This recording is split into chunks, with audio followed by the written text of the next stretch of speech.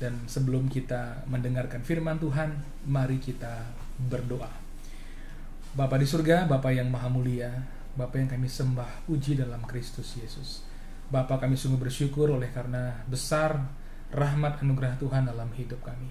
Sesungguhnya Tuhan hadir senantiasa dalam hidup kami setiap orang percaya. Dan sekalipun Engkau tidak pernah meninggalkan kami. Dan Bapa, Engkau menyediakan firman-Mu bagi kami, dan secara khusus juga pada malam hari ini, supaya kami dikuatkan, supaya kami dihiburkan, supaya kami ditenteramkan, dan dituntun berjalan di jalan yang benar, di jalan Tuhan yang mulia. Bapa, terangi hati pikiran kami, sehingga kami semua, para pendengar harapan baru, betul-betul dibangun di atasnya, dan segala kekuatan, kuasa, hikmat, dan firman-Mu mengalir di hidup kami. Terima kasih Bapa, berkati waktu ini, di dalam nama Tuhan Yesus Kristus kami berdoa. Amin. Para pendengar harapan baru, mari kita bersama-sama menyimak firman Tuhan yang akan segera kita renungkan bersama-sama. Ya, tema perenungan firman Tuhan kita pada malam hari ini adalah kasih dalam tindakan. Ya, kasih dalam tindakan. Dan ayat-ayat Alkitab atau firman Tuhan yang menjadi dasarnya adalah yang pertama dari Yakobus 2 ayat 8. Ya, saya akan bacakan bagi para pendengar semua. Yakobus 2 ayat 8 yang berbunyi demikian. Akan tetapi jikalau kamu menjalankan hukum utama yang tertulis dalam kitab suci, kasihilah sesamamu manusia seperti dirimu sendiri, kamu berbuat baik. Ya. Yang kedua dari Injil Lukas 6 ayat 3-5 yang berbunyi demikian. Tetapi kamu kasihilah musuhmu dan berbuatlah baik kepada mereka dan pinjamkan dengan tidak mengharapkan balasan. Maka upahmu akan besar dan kamu akan menjadi anak-anak Allah yang maha tinggi. Sebab ia baik terhadap orang-orang yang tidak tahu berterima kasih dan terhadap orang-orang jahat. Amin. Ya. Nah, saudara pendengar sekalian, sebelum kita berbicara lebih jauh tentang kasih, perlu kita kembali merenungkan apakah sebenarnya kasih itu. Ya, ini pertanyaan yang dari dulu dan seringkali menjadi sesuatu yang kembali kita renungkan bersama-sama. Nah, menurut situs Very Well Mind, ya, kasih atau cinta itu adalah seperangkat emosi dan perilaku yang ditandai dengan keintiman, gairah, dan komitmen. Ya, ada keakraban, ada gairah, dan juga komitmen. Dan kasih ini melibatkan kepedulian, kedekatan, perlindungan, ketertarikan, kasih sayang, dan kepercayaan. Ya. Jadi, jika kita simpulkan, saudara pendengar sekalian, menurut definisi ini, maka kasih itu menyangkut perasaan dan harus nyata dalam perilaku dan tindakan. Ya. Ada perasaan yang tersentuh dan juga nyata dalam perilaku atau tindakan kita. Namun demikian, pada malam hari ini kita akan fokuskan pembahasan kita kepada kasih dalam hubungan kita dengan sesama manusia secara umum. Ya. Nah, saudara pendengar sekalian, sebagai orang percaya atau pengikut Kristus, kasih kita tentu harus berdasar kepada kasih Tuhan. Ya. Ini yang penting sekali kita renungkan. Kasih kita kepada sesama harus berdasar kepada kasih Tuhan. Sebab orang yang tidak mengenal atau kurang mengalami kasih Tuhan dalam hidupnya akan sulit sekali merefleksikan kasih itu dalam hubungan mereka dengan sesama. Tetapi sebaliknya, mereka yang betul-betul mengalami dan mengenal kasih Tuhan akan memiliki pengertian dan dorongan yang kuat sekali tentang bagaimana mereka harus merefleksikan kasih itu kepada sesamanya. Ya. Nah, itu sebabnya juga kenallah Tuhan dengan dalam. Kenallah kasih-Nya, saudara pendengar sekalian. Betapa hebat kasih Tuhan kepada kita dalam Kristus Yesus.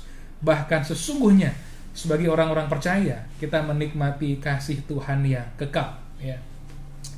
Nah, namun demikian, sebelum kita sungguh-sungguh dapat mengasihi sesama sesuai dengan kasih Tuhan yang nyata dalam hidup kita, penting kita terlebih dahulu juga menikmati kasih itu secara pribadi. Ya. Sebab banyak sekali orang yang langsung mengasihi sesamanya tanpa mereka betul-betul menikmati apa artinya Tuhan mengasihi diri mereka sendiri. Ya. Mari kita kembali simak dalam Yakobus 2 ayat 8 yang berbunyi, kasihilah sesamamu manusia seperti dirimu sendiri. Sebab bagaimana mungkin kita betul-betul bisa mengasihi sesama sebelum kita betul-betul juga menghayatinya bagi diri kita sendiri. Ya. Hal ini penting sekali, saudara pendengar sekalian, dan menghayati kasih Tuhan secara pribadi terlebih dahulu, ya, bukanlah tindakan yang egois. Sebab dasarnya adalah kasih Tuhan kepada kita. Nah, justru dengan mengasihi diri kita sendiri, kita betul-betul akan dapat mengasihi sesama kita manusia dengan kasih yang tepat. Ya. Dan bicara hal ini saya teringat ketika saya menumpang pesawat, ya, akan naik pesawat ke tempat lain. Itu pramugari biasanya akan mengingatkan bahwa jikalau pesawat kekurangan oksigen, maka terlebih dahulu kita yang mengambil cadangan oksigen itu, menggunakannya, kemudian barulah kita menolong orang di sekitar kita. Ya. Awalnya saya mengira ini kok agak egois ya. Misalnya kita punya anak gitu, mengapa kita nggak tolong anak kita terlebih dahulu baru kita? Saudara pendengar sekalian, itu bukan masalah egois apa tidak, tapi bagaimana sebuah standar pelayanan dijalankan. Karena bagaimana mungkin kita bisa menolong orang sementara kita sendiri dalam kondisi yang sangat sulit, ya, bahkan tidak mampu untuk berdiri. Tetapi dengan mengasihi diri sendiri terlebih dahulu, kita betul-betul akan secara proporsional dapat mengasihi orang lain. Nah, saudara pendengar sekalian, jika kita adalah golongan orang yang lupa dengan diri kita gitu ya, selalu concern dengan orang lain, saya mengajak kita sedikit refleksi ataupun juga merenungkan apa yang harus kita lakukan untuk mengasihi diri sendiri secara proporsional, sehingga pada akhirnya betul-betul kita bisa mengasihi orang lain juga dengan benar gitu ya. Nah, penting sekali kita sebagai seorang individu itu belajar mengenali diri kita sendiri, ya. Kenalilah apa yang kita suka, apa yang tidak kita suka. Kenali juga apa yang menjadi kecenderungan kita, ya. Dengan demikian kita mengenal diri kita sendiri. Ini penting sekali. Sejujurnya tak seorang pun yang betul-betul mengenal seseorang begitu ya, kecuali dirinya atau roh orang itu sendiri dan juga sang penciptanya, saudara pendengar sekalian. Berikutnya, belajar mengatakan tidak, ya. Tidak segala sesuatu kita harus jawab dengan jawaban ya, begitu. Kemudian jangan bandingkan diri kita dengan orang lain. Nikmati waktu-waktu yang kita miliki. Tidak sedikit orang yang kurang menikmati waktu-waktu yang dia miliki. Dia ada di sini pada saat ini, tapi pikirannya bisa pergi jauh ke masa lalu, memikirkan hal-hal yang sebenarnya tidak terlalu penting dia pikirkan, atau pergi ke masa depan sehingga penuh dengan kekhawatiran. Ya, itu pun juga tidak patut. Tapi nikmati saat ini, waktu ini yang kita miliki. Kemudian ketahui dan kenali kelebihan-kelebihan kita, ya. Kita akan semakin menikmati dan mensyukuri keberadaan diri kita sebagai sebuah anugerah Tuhan ketika kita mengenali kelebihan-kelebihan kita, ya, dan tentu saja menggunakannya. Kemudian perlakukan diri dengan baik, jujur pada diri, terimalah kekurangan kita, ya. Bukankah kita belajar menerima kekurangan orang lain selama ini? Apalagi orang-orang terdekat, pasangan kita barangkali. Kita belajar menerima kekurangannya. Jangan lupa juga terima juga kekurangan kita. Artinya hal-hal yang tidak bisa kita ubah itu perlu kita terima, ya. Maafkan diri kita. Terima fakta bahwa tidak semua orang menyukai kita, ya. Karena namanya manusia punya subjektivitas, ya. Bagaimanapun usaha kita maksimal, seringkali ada saja orang-orang yang barangkali kurang menyukai kita. Terima saja. Karena toh juga tetap ada orang-orang yang menyukai kita. Nah, kemudian buatlah prioritas yang menyenangkan dalam hidup kita, ya. Apa yang membuat kita senang, hal-hal kecil seringkali tapi konsisten. Kemudian apalagi biasakan bersyukur, berani bercita-cita, berani punya keinginan, itu penting loh. Salah satu kodrat sebagai manusia adalah kita harus berani punya keinginan. Jangan takut seolah-olah keinginan kita itu tidak sama dengan keinginan Tuhan. Saudara pendengar sekalian, kalau kita mengenal Tuhan, ya, seiring dengan berjalannya waktu dan bertumbuhnya relasi kita di dalam Tuhan, keinginan kita semakin lama akan semakin selaras dengan keinginan Tuhan. Bahkan jika keinginan kita kurang tepat, Tuhan akan meluruskannya. Sebab kita adalah anak-anaknya. Kita salah, Tuhan beritahu, sehingga kita dapat memilih jalan yang lebih tepat lagi. Saudara pendengar sekalian. Kemudian apalagi? Responi perasaan kita, ya. Ada perasaan yang memang harus kita abaikan ataupun juga kita tolak. Tapi ada juga perasaan-perasaan yang harus kita dengarkan, ya. Dalam hikmat Tuhan kita tentu bisa membedakannya. Kemudian rawatlah diri kita, karena orang yang bersuka cita, orang yang bersyukur atas keberadaan dirinya pasti merawat dirinya. Coba lihat orang-orang yang sedang dalam kondisi yang sangat sulit secara mental. Seringkali cukur kumis dan janggut pun lupa, cukur rambut juga lupa, semiran rambut juga lupa, gitu ya. Ganti baju lupa, mandi pun biasa jadi jarang, saudara pendengar sekalian. Kemudian kejar hobi Anda, ya, lindungi diri Anda. Jangan takut minta bantuan. Beberapa orang itu rajin membantu orang, Tapi giliran dirinya butuh bantuan, menutup diri. Ya.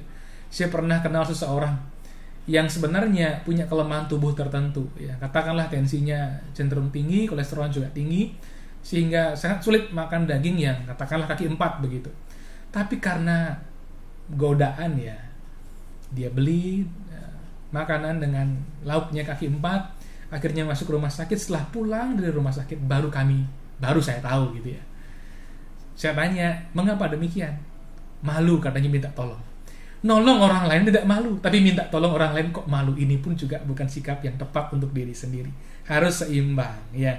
Kemudian kelilingi diri Anda dengan orang-orang yang membangun dan ambil waktu santai. Tidak melulu harus serius ya, ambil waktu santai. Itu penting sekali. Nah, bagi saudara pendengar yang kurang cakap mengasihi diri sendiri secara proporsional, kiranya poin-poin tadi akan menginspirasi kita, sehingga betul-betul kita akhirnya dapat mengasihi orang lain. Tidak ada kasih yang tepat tanpa didahului dengan kasih yang proporsional kepada diri sendiri, saudara pendengar sekalian. Nah, lalu bagaimana sekarang? Apa praktisnya yang harus kita buat untuk sesama kita? Ya, dengan diri kita sudah berbuat apa yang tepat. Kita mengasihi diri kita dengan proporsional. Dengan sesama sekarang bagaimana? Ini yang pertama, ini penting ya. Jadilah orang yang berpikir terbuka. Ya. Poin-poin ini saya ambil dari prayempathyLove.org ya. Jadilah orang yang berpikiran terbuka. Ini penting sekali. Jangan menilai orang berdasarkan penampilan luarnya atau latar belakangnya belaka. Ya. Sikap yang terlalu cepat menilai orang, apalagi curiga yang berlebihan, itu bukan sikap yang benar. Bukan kasih kepada sesama. Kemudian yang kedua, bersikap baik kepada sesama kita. Berikan pertolongan kepada orang-orang yang membutuhkan. Ya. Seberapa besar kita bisa memberi pertolongan, ya sebegitulah kita menolong. Berikutnya, berempati. Ya. Banyak orang bingung, apa sih bedanya empati sama simpati? Kan begitu ya. Empati itu adalah kemampuan untuk merasakan emosi orang lain. Jadi empati ini nyata dalam firman Tuhan ini. Menangislah dengan orang yang menangis, bersukacitalah dengan orang yang bersukacita. Itu namanya empati. Kalau simpati itu seperti apa? Simpati adalah persepsi, pemahaman, dan reaksi terhadap kesusahan atau kebutuhan orang lain. Orang yang bersimpati itu mengenali kebutuhan orang lain dan memberikan bantuan yang mereka butuhkan sesuai dengan kemampuannya. Nah, itu dia. Yang keempat, apalagi? Jadilah orang yang jujur apa adanya. Ya. Kasih kepada sesama kita betul-betul nyata apabila kita mengasihi dengan jujur apa adanya, bukan kasih yang pura-pura. Ya. Mengapa ini penting? Karena manusia seiring berjalannya waktu, bertambahnya usia, mereka semakin pandai berbasa-basi, bahkan semakin pandai juga berpura-pura. Ya. Orang menyebutnya senyum plastik. Betul, kadangkala itu perlu, apalagi kita yang bekerja di dalam bidang pelayanan pariwisata misalnya. Dengan tamu kita harus ramah, walaupun barangkali kita sedang menangis dalam hati, kan begitu ya. Tapi ini bukan sikap yang harus selalu ada di hidup kita. Ya, penting kita menampakkan sisi manusiawi kita, begitu loh. Karena kalau kita selalu menampilkan diri sempurna, kita tidak bisa menjalin hubungan dengan sesama kita dengan baik. Tidak bisa juga mengasihi mereka, ya.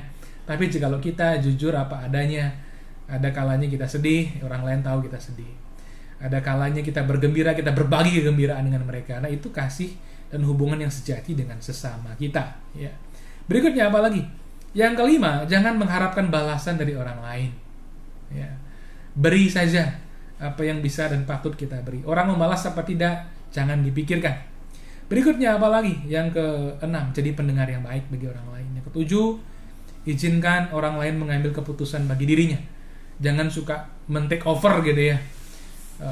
Orang lain itu punya hidup mereka. Penting kita hargai. Orang yang selalu berusaha memasukkan keinginannya pada hidup orang lain seringkali akan dihindari.